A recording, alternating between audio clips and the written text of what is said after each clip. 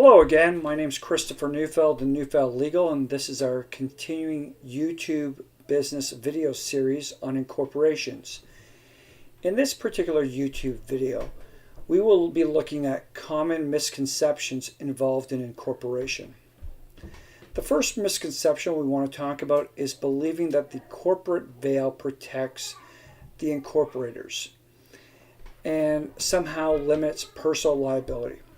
Personal liability is not as protected and limited as many people conceive through the incorporation.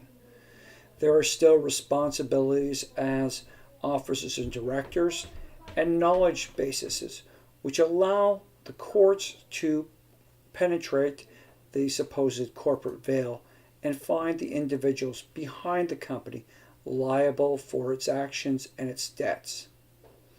Which leads to our second misconception, which is misunderstanding corporate documents, where you are signing off on the part of the company. In particular, when it comes to banks, landlords, franchisors, they do not want to have some brand new company protect the individual behind it free of liability. As such, they typically put in guarantees, indemnities, and other documents which personally make the individual responsible for the debts or the business undertakings they are making. This is the way banks, franchisors, and landlords are, and it's something that you cannot really get away from. Our third misconception is believing that doing it yourself is adequate. As we've gone in other YouTube videos on the incorporation topic, it's not necessarily adequate to incorporate your business yourself and feel that you've covered all the bases. Legal advice from a knowledgeable corporate attorney is always recommended. It can help you with doing the process the best for your particular business, especially where you are in a challenging business or where you're taking on, there's going to be more than one shareholder involved.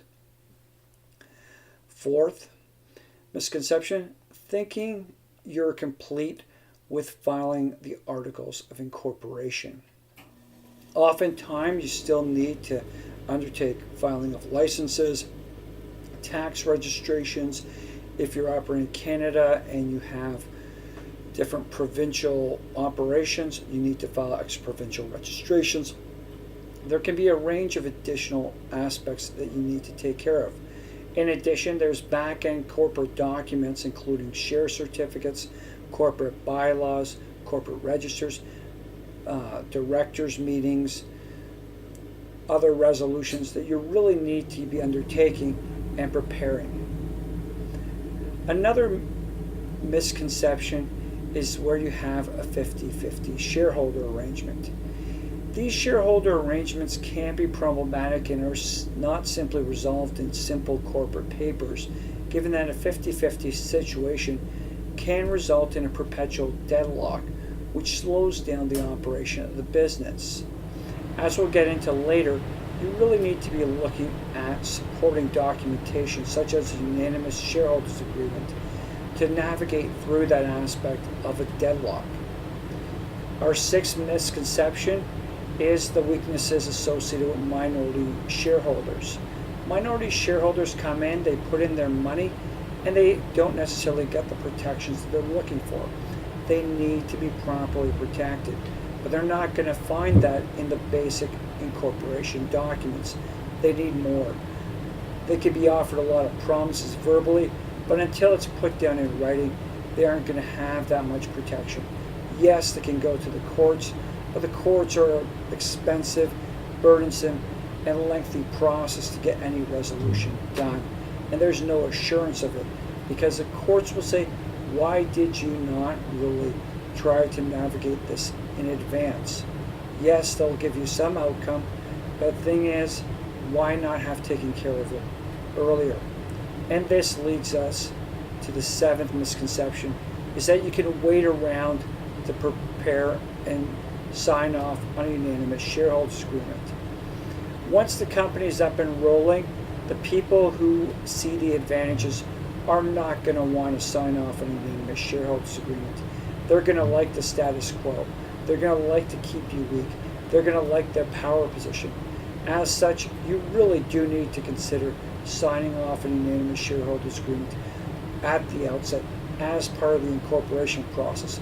Yes, it's an added cost, but it's something that you really need to consider, especially if you are a minority shareholder, or even if you're a 50-50 shareholder where you don't have absolute 100% trust in the partner that you're having. And even if you have that absolute trust, things change, people change, and you don't have it, you're not going to get it at a later date, especially when things fall apart. So those are just some of the misconceptions people have associated with incorporations. Don't fall into the trap of not addressing those misconceptions in advance.